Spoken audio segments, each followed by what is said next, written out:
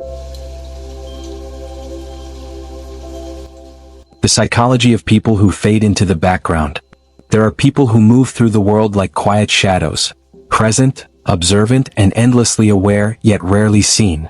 They enter rooms gently, speak softly, and carry an unspoken hope that invisibility might protect them from something unnamed. You notice them only when you are paying attention. The subtle smile, the careful nod, the way they choose corners instead of center stage. They are not empty, they are overflowing. But that fullness is kept inside, held like breath, stored like memory. And beneath their silence lies a story. A story of how a person learns to shrink themselves. How they trade presence for safety, expression for harmony, identity for peace. This documentary explores that quiet unraveling, the psychology of people who fade into the background. There is a moment in every quiet life when the fading begins. Most people miss it. Even the person disappearing doesn't recognize it at first. It starts in small choices, gentle ones, the kind that seem harmless. A half-swallowed opinion during a conversation. A smile that hides discomfort. A step backward when the world invites them forward. They tell themselves it doesn't matter, that giving space is kindness, that staying quiet is easier. But inside something shifts. A tiny dimming. A soft retreat. It often happens in a room full of people. Not because the room is loud, but because their heart is. They listen to others speak, watch others take up space naturally, effortlessly, as if they were born knowing how to exist confidently in front of others. And in that moment, something inside whispers, let them speak. Let them shine. You stay here. In the background. It's safer. So they do. They sit quietly, blending into the wallpaper, unnoticed yet deeply attentive. They know the thoughts forming in their mind are worthy. They know their presence could add something meaningful. But the gap between knowing and acting feels too wide, too risky. They tell themselves they prefer observing. That they are simply thoughtful. That it's a choice. But somewhere beneath it all, they feel the faint ache of being overlooked. The first disappearance is rarely dramatic. It's never a sudden vanishing, but rather a slow, careful dimming. A gentle self-silencing that looks almost graceful from the outside. They might even be praised for it. You're so easygoing. So calm. So low maintenance. Words that sound complimentary but quietly reinforce their shrinking. Over time, fading becomes a familiar rhythm. They step aside when others enter the doorway. They soften their personality so others feel comfortable. They let their edges blur so no one trips over them. And in doing so, they begin to forget the shape of their own presence. There is a peculiar loneliness that accompanies being unseen. Not the loneliness of being alone, but the loneliness of being surrounded by people who never really notice you. They laugh at the right moments, nod at every story, and maintain an image of being present. But on the inside, they feel like a ghost moving through lives that continue without them. Not out of malice, but because they have stopped offering enough of themselves to be remembered. What they don't realize, especially in the beginning, is that people respond to the space they take up. If they take none, others simply fill the room without noticing the silent figure in the corner. It isn't intentional. It's human nature. Visibility is a language, and they stopped speaking it long ago. Still, a part of them watches and wonders. They notice how easily others laugh, how casually they share their opinions, how unafraid they seem of being wrong or imperfect. And in that contrast, the quiet person begins to feel the weight of their own stillness. Not heavy enough to break them, but heavy enough to anchor their feet to the background. There are moments, however, when their inner voice tries to rise. A thought they want to share. A boundary they want to set. A truth they want to express. For a brief second, their heart steps forward. But then their mind pulls it back. Don't disturb the peace. Don't draw attention. Don't risk being misunderstood. And so the fade continues. But somewhere in the quiet, something else exists. A subtle longing. A quiet hope. A desire not to be the loudest voice in the room, but simply a visible one. A person with edges, presence, and warmth that reaches beyond their own skin. This chapter is the recognition of that longing. The soft awareness that the disappearing has begun. And though they do not yet know how to step forward, the noticing itself is the first crack in the silence. The first sign that something inside them still wants to be seen, even if they are not ready to admit it. To understand why someone fades into the background, one must look not at the present, but at the past. The small, quiet moments that taught them to step aside. Often, it begins long before adulthood, in a room filled with unspoken expectations. A child learns slowly that their voice can bring attention, and attention can bring discomfort. The laughter of caregivers, the sharp glance from a teacher, the subtle sigh when they speak too loudly, all these fragments become early lessons in survival. Speak less, be smaller, move carefully. Blend in. For some, the lesson is explicit. Words like "don't make trouble" or "why can't you be like your sister" echo through the psyche, heavy and enduring. For others, it is quieter, learned through observation rather than instruction. They see a sibling praised for confidence, a peer rewarded for boldness, and they feel the gentle sting of comparison. The lesson is the same even if no one said it aloud. You are safer here, in the background. Childhood teaches them that to be noticed is to be judged. That attention can hurt. That mistakes are magnified when all eyes are on you. And so they develop a subtle strategy: minimize risk by minimizing presence. In their minds, this is not weakness. It is wisdom. It is protection. It is the first act of self-preservation, though it feels at times like the first act of self-erasure. Family dynamics can also shape this quiet pattern.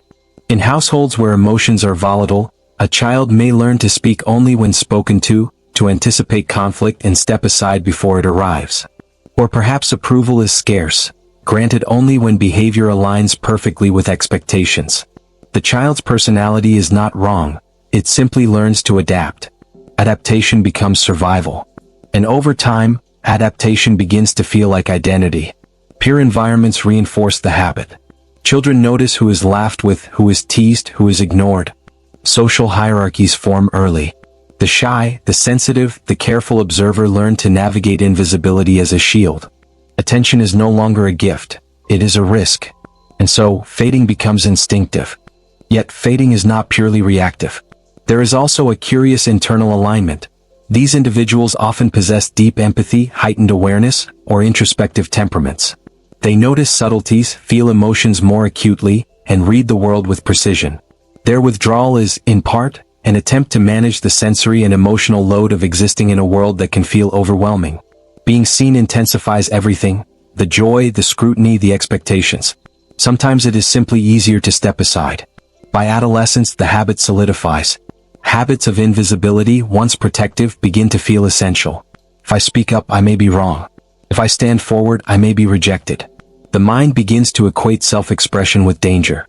And yet, there is a quiet longing, a whisper of curiosity, a desire for recognition that is carefully muted.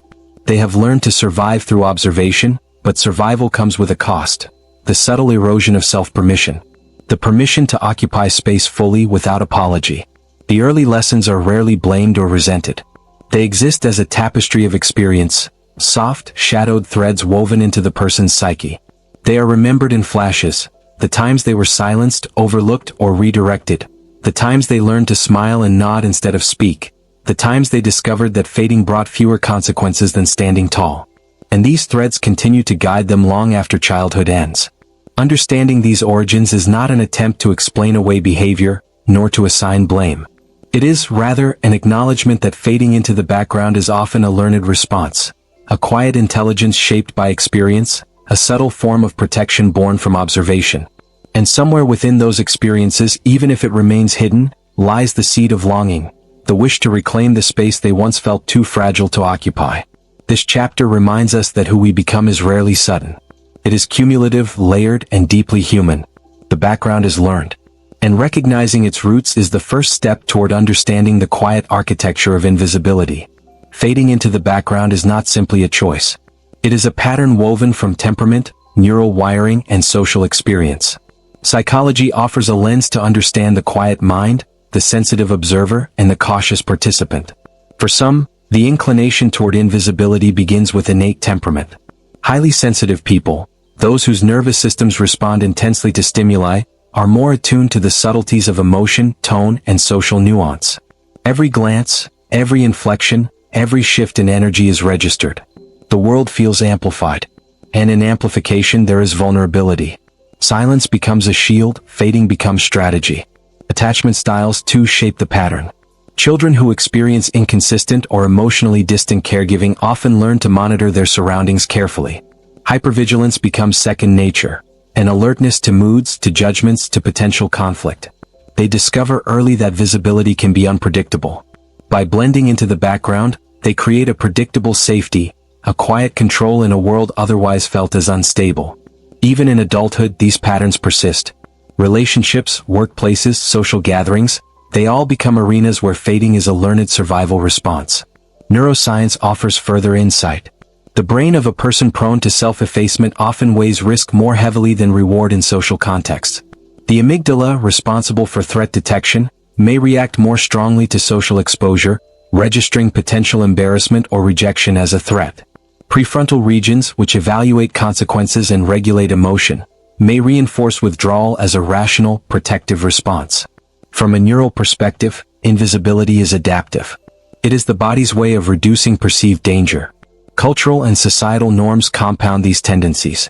In environments that reward extroversion, visibility, and assertiveness, quiet people may unconsciously suppress themselves to align with expectations. Praise for compliance or criticism for assertiveness teaches that fading is safer, smoother, more acceptable. Over time, the pattern becomes seamless. Others may mistake it for humility, patience, or serenity, unaware of the internal calculus constantly running beneath the surface. But the psychology of quiet people is not only about avoidance, it is also about depth. Those who fade often possess remarkable observational skills, emotional intelligence, and empathy. They notice what others overlook. They understand subtle dynamics and unspoken tensions. Their minds map the world in patterns invisible to most, and yet their contribution is rarely recognized. Intelligence and awareness coexist with invisibility, forming a paradoxical existence. Brilliant yet unseen, sensitive yet silenced, alive yet shadowed. Social cognition also plays a role. People who habitually fade often overthink interactions, anticipating criticism, rejection, or conflict. Every word is weighed, every gesture analyzed. The mental rehearsal of social scenarios can be exhausting, yet it functions as a survival strategy. The quieter they are, the fewer mistakes are perceived. The safer they feel, the more controlled the environment becomes. And yet, within that control lies a subtle cost, the gradual erosion of spontaneous self-expression. Even introversion intersects with fading, though it is not identical. Introverts need time to recharge, prefer small gatherings, and often feel drained by social stimulation. But fading is more than preference. It is avoidance, shaped by early lessons, neural patterns, and social consequences. It is a form of psychological economy, conserving energy by minimizing exposure, reducing vulnerability, and observing before engaging. In the end, psychology shows that fading into the background is neither weakness nor failure. It is a complex interplay of biology, experience, and environment. It is a careful adaptation, a survival technique, and a mode of perception that allows the quiet person to navigate a world that can feel overwhelming, unpredictable, or harsh. And while the behavior may feel limiting at times, it is deeply human, reflecting a mind attuned, protective, and profoundly aware. Within the quiet person, there is often a subtle war, silent, relentless, and invisible to the outside world. On one side lies the instinct to retreat, to remain unseen, to protect the fragile self from judgment, conflict, or rejection. On the other side is a quiet longing, a pulse of desire to be noticed, to contribute, to exist fully without apology. The two forces coexist uneasily, like tides moving in opposite directions, shaping choices, shaping posture, shaping the very way the world is experienced. Every social interaction becomes a battleground. A question arises: should I speak? Will it matter? Will they understand? Will I be wrong? Each decision carries imagined consequences. The mind rehearses every possible outcome, calculating risk, weighing visibility against safety. And so, many thoughts remain unspoken. Many gestures go unrevealed. Many parts of the self remain locked, hidden, as if exposure itself could fracture what little equilibrium has been carefully maintained. This inner conflict is exhausting. The quiet person experiences the world through constant assessment, watching others move confidently, comparing oneself, measuring the cost of every action. They witness human connection and participation and feel both the longing to join and the instinctive caution that urges them back into the shadows. The desire to speak is interrupted by fear. The wish to act is halted by anticipation. Life becomes a negotiation between courage and protection. It is a war without witnesses. From the outside they appear composed, polite, or even serene. Their exterior often suggests confidence or ease. Yet beneath the surface, every word is considered, every movement moderated, every intention measured against an internal standard of safety. The act of fading, while outwardly quiet, requires immense attention, energy, and vigilance. It is a paradox. Invisibility is both refuge and labor. Part of the conflict arises from the fear of being too much or too wrong. Society subtly reinforces this fear. Missteps are remembered, boundaries are tested, and attention can feel like exposure under a microscope. For the quiet person, early lessons of conditional approval resonate endlessly. The stakes are amplified. Every attempt to step forward risks judgment, rejection, or misunderstanding. And so, withdrawal feels simultaneously protective and necessary. Yet the longing for visibility persists. Even in the smallest ways, leaning into laughter, offering a tentative opinion, lingering in a conversation, they taste the potential of being seen. These fleeting moments bring warmth, connection, and even joy. But they also bring discomfort, anxiety, and self-critique. The conflict intensifies, for the very things they desire are often the same things they fear most. The inner war is not resolved through logic alone. Reason cannot quiet the fear nor amplify the courage. Instead, it exists as a rhythm of tension, the push to reveal, the pull to hide. Each day, the quiet person negotiates this landscape silently, often unaware that the war itself is shaping their identity. Over time, the repeated suppression of self becomes habitual, forming a protective shell, a cocoon of invisibility, both comforting and confining. And yet, in that tension lies a subtle truth. The inner conflict is evidence of presence, of depth, of sensitivity. The quiet person is not absent, they are vigilant. They are not unfeeling, they are observant. They are not weak, they are negotiating a life that feels overwhelming at times, seeking safety while longing for connection. Understanding this inner war is essential to seeing them fully, not as invisible but as profoundly human, navigating a delicate balance between fear and desire, between self-protection and self-expression. There comes a moment in every quiet life when the pattern of fading becomes palpable, not as a gentle habit, but as a weight pressing against the edges of the self. Sometimes it arrives slowly, almost imperceptibly, as a sense of disconnection that refuses to be ignored. Sometimes it is sudden, a conversation missed, an opportunity bypassed, a feeling of invisibility so acute that it cannot be rationalized away. In this moment, they recognize the cost of silence. The friendships never deepened, the opinions never voiced, the presence never fully claimed. It is a quiet awakening. The realization is not always dramatic. Often it begins as a whisper in the mind. Have I allowed myself to disappear too much? They notice the distance between the person they could be and the person they have allowed themselves to become. The fade that once felt protective now feels constraining. They see for the first time with clarity that retreating has limited not only exposure to risk but also access to joy, intimacy, and recognition. The breaking point is rarely one single event. It is a slow accumulation of moments, small fractures that converge into awareness. A colleague's casual dismissal. A friend's oversight. A family member's unnoticed presence. A fleeting thought, was I even heard? Did anyone see me at all? These moments puncture the comfort of invisibility, revealing the paradox. What once felt like safety now feels like absence. Emotional clarity often follows. They begin to understand that fading is not neutral, it is a choice with consequences. While it may have preserved them from criticism or attention, it has also limited their capacity to connect deeply, to express authentically, and to inhabit life fully. The mind grapples with the tension between fear and desire. Fear whispers, if I step forward I might fail. Desire responds, if I remain hidden I might never live. At this point, reflection becomes unavoidable. They examine the architecture of their invisibility, tracing its roots to childhood, temperament, and past experiences. They realize that fading has been adaptive, but its adaptation is no longer necessary, not entirely. They recognize that the skills which once ensured survival, observation, caution, self-effacement, can now be recalibrated toward presence, not erasure.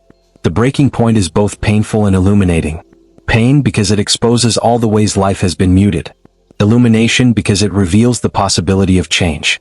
They feel the weight of the years spent in the shadows, yet beneath it lies a quiet hope. A fragile sense that life might expand if they allow themselves to step into the foreground, even in small increments. This moment does not demand immediate action. It does not arrive as a rush of courage or a sudden declaration. Rather, it is contemplative, reflective, a gentle invitation to notice the self fully, to acknowledge the desire for visibility without pressure, and to honor the complexity of their inner landscape. The breaking point is not an end, it is a doorway. It signals that fading is no longer automatic. That presence, once deferred, can now be considered, explored, and eventually reclaimed. In this chapter, the quiet person glimpses the paradox of their life. Safety has come at the cost of self-expression. The walls they built to protect themselves also confine them. And the first step toward a new pattern begins not in action, but in awareness. Awareness is fragile. Awareness is luminous. Awareness is the spark that hints at the possibility of taking up space, of speaking, of being truly seen, without fear or apology. After the moment of realization, there comes a quiet period of experimentation, a slow and careful learning to reclaim presence. For someone who has spent years fading, this is not sudden or dramatic. It is measured, gentle, often tentative. The first steps are small: a hand raised in conversation, a thought offered aloud, a preference expressed. Each action is both a risk and a revelation. It feels strange, unfamiliar, yet the mind notices a subtle shift. The world does not collapse, the connection does not break, and the self begins to stretch. Learning to take up space is not about force or performance. It is not about becoming loud or visible for attention's sake. It is about alignment, matching one's inner world with outward expression. It is a process of understanding that presence does not threaten others, and that self-expression does not endanger the quiet soul. Each step affirms that their thoughts, feelings, and desires matter simply because they exist. This is a profound, almost radical realization for someone accustomed to invisibility. The process is iterative. Some moments will feel successful, others awkward. The quiet person may speak and notice silence, or they may attempt a boundary only to feel anxiety afterward. These experiences are part of integration. They teach patience, empathy toward oneself, and the recognition that visibility is not a single achievement but a series of choices and experiments.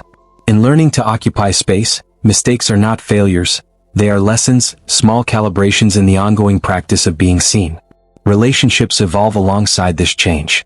When a quiet person begins to express themselves more fully, others notice, not always immediately and not always with recognition of the effort required. Yet subtle shifts occur. Friends begin to understand boundaries, colleagues appreciate contributions, and new connections emerge. It is a slow expansion, a soft unfolding of social presence, guided by self-awareness rather than external validation. Emotional practice is equally important. Self-compassion becomes essential in moments of discomfort or perceived failure. They remind themselves that taking up space is a right, not a privilege. That their voice is not inherently disruptive, that their feelings are not a burden. Through reflection, journaling, or quiet meditation, they begin to integrate their inner world with their outer expression. The act of presence becomes less about avoidance and more about authenticity, living in a body, mind, and heart that is acknowledged without apology. The learning process is intertwined with courage. Courage is not a dramatic act, but a persistent, quiet effort. It is saying what is true even if softly. It is stepping forward when instinct says to step back. It is acknowledging one's needs and emotions without diminishing them to appease others. Over time, the nervous tension that accompanies visibility eases. Each moment of presence strengthens the next, creating a cumulative resilience. And yet, the journey is ongoing. Fading is a deeply ingrained habit shaped over years of survival. There will always be moments when retreat feels necessary. The difference lies in choice. The quiet person now has the awareness and agency to decide when to step forward and when to step back, rather than being unconsciously pulled into invisibility.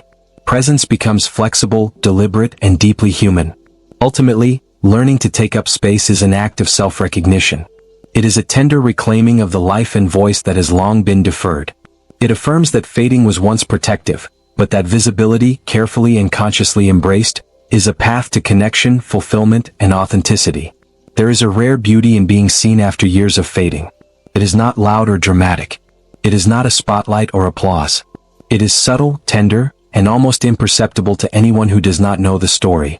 The quiet person, once shadowed and cautious, begins to occupy space with a gentle confidence, a soft awareness of presence that is unforced and natural. They notice the warmth of recognition in a glance, the comfort of being acknowledged without expectation, and the quiet joy of having a voice that matters, simply because it exists. Being seen is not the same as performing. It does not require perfection, bravado, or constant assertion. It is an alignment of inner and outer life, a harmony between thought, feeling, and action. The world is no longer a place to hide from, but a canvas upon which the quiet person can paint with nuance, care, and intention. Every interaction becomes a subtle act of self-expression, a carefully chosen word, a thoughtful smile, a presence that communicates without pressure. The contrast to fading is profound. Where once silence was safety, now presence is possibility. Where once invisibility felt protective, now visibility feels expansive.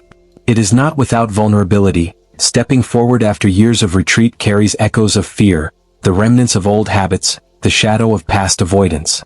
But the courage to be present does not erase fragility, it honors it. It recognizes that vulnerability and strength are not opposites, but companions on the journey of self-discovery. In the quiet person's emergence, there is also a subtle generosity. Having known the weight of being unseen, they become attentive, empathetic, and compassionate observers of others. They notice the shadows, the hesitations, the gentle retreats of those around them. Their own experience of invisibility deepens their capacity to see others fully, to honor silences, and to create spaces where others can be present without fear. In this way, their reclamation of self ripples outward, touching lives in quiet, profound ways. Reflection reveals the paradox of the journey. Fading was once necessary, a delicate survival strategy. It protected, conserved, and allowed them to navigate a world that often felt overwhelming. And yet, the fading left unchecked became limiting, a subtle barrier between self and experience. Reclaiming presence is not a negation of the past. It is a continuation, a transformation. Every step into visibility honors both the shadowed years and the luminous potential that was always there. The beauty of being seen is found in ordinary moments. Speaking an idea without apology, laughing freely in a room of friends, accepting acknowledgement without deflection. It is in noticing that the self is enough, that presence does not have to be earned, and that being observed is not a risk but a recognition of inherent worth. It is a quiet affirmation that life, once approached with careful retreat, can now be embraced with mindful courage. And finally, there is a sense of peace. The quiet person recognizes that fading was not weakness, that silence was not absence, and that the journey toward presence is neither linear nor urgent. It is ongoing, gentle, and deliberate. There is grace in understanding that being seen is not a single moment but a lifetime of small, intentional acts, of speaking, existing, and allowing oneself to matter in ways both visible and invisible. In this, the story comes full circle. The shadows of the past remain, soft and familiar, yet they no longer define the edges of being. Presence is reclaimed. Voice is honored. Life is experienced fully, tenderly, and without apology. And in that reclamation, the quiet person discovers the profound, enduring beauty of simply being seen.